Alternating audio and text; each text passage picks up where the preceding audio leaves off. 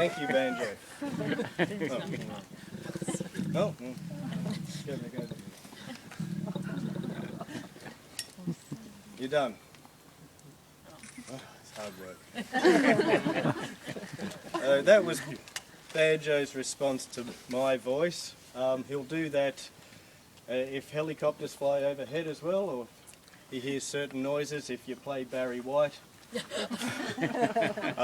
That's a two-part call. He's saying to all the other boy koalas around, I'm Banjo, fear me, stay away from my tree. He's also inviting lady koalas up to his tree to come up and see him sometime. That call was used in the movie Jurassic Park. Or, who can guess? The Tyrannosaurus Rex. Oh, really?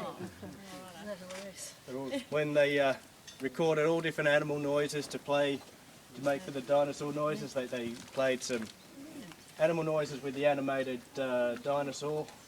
Does it sound like a jellyfish? No. Sound like a chihuahua? No. Does it sound like a horny koala?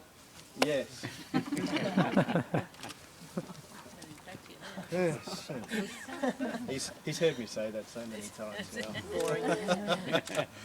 now. So yes, people still think that they're getting stoned from the toxins in their leaves. They're not stoned, they're not drunk. They've got the brain power of a drunk. They're like me on a Friday night all the time. There are a lot of toxins in here, but they deal with that in their stomach. Part of their digestive tract is the cecum. We have a cecum. It's where the appendix meets the large intestine. It's that big. Their cecum is 2 meters long, and it's full of bacteria that neutralizes the toxins, turns them into a protein. So there's no toxic effect. There's no fun benefits to the toxins that go to their brain, which is good because there's not much brain to affect.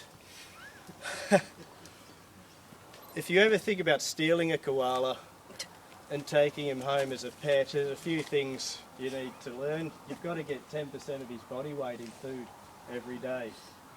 It's got to be food he recognises. In Tasmania, there's only 4 native Tasmanian trees that he eats, nothing else. Around Australia, there's about 70 odd eucalypt species that they do eat. They will try a few things occasionally for a day or two, but then give up because it's not their food. If they don't get the food they eat, they can go downhill pretty quickly. They could starve to death in a couple of days.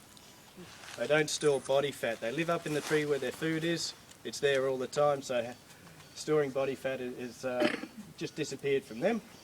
So if you don't get them their food, they go downhill pretty quickly.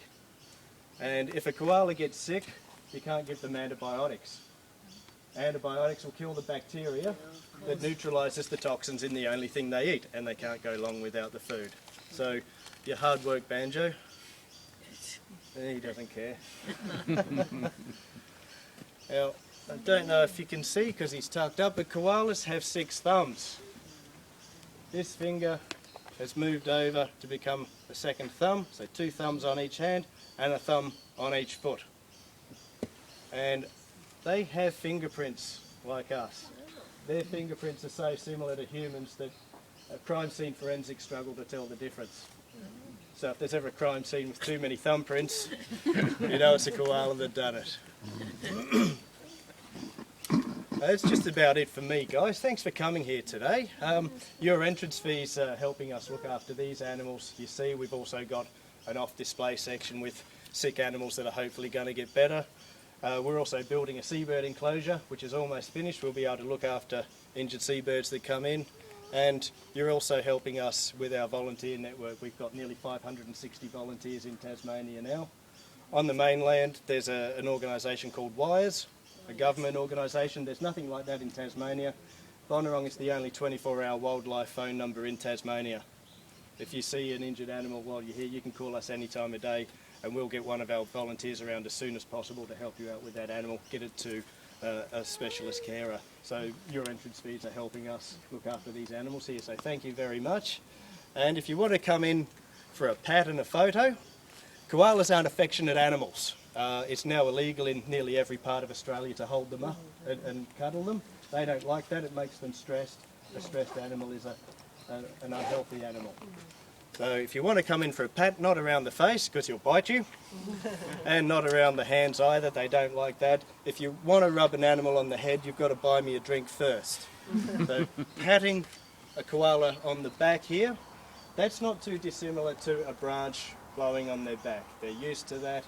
They live in the trees, branches are always blowing on their back, pat them there, and then have a nice smell of your hand. And was Banjo born here or? He was born here. Who wants to come in for a pat? Banjo and Chips, they're half-brothers. Their mother came from Kangaroo Island, where they're introduced. They are a pest and occasionally cold there. There was a fire many years ago, no leaf for the koalas to eat, so many were shipped out. Previous owner of this place had a koala park and then bought some koalas here for people to have a pat. Yep, just down there. Katie in the far enclosure, she was a wild koala from I can't see you Kangaroo cutting. Island. I can't see her Any hand. injured koalas get taken away as well, not put back in the bush, so she came here as It's well. okay.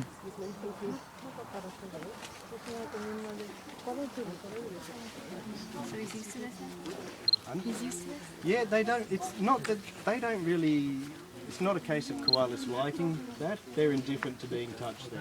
So you pat them around the head, they don't like that. So he's either going to bite you or he climbs down. And if he climbs down, that's his way of saying, I've had enough.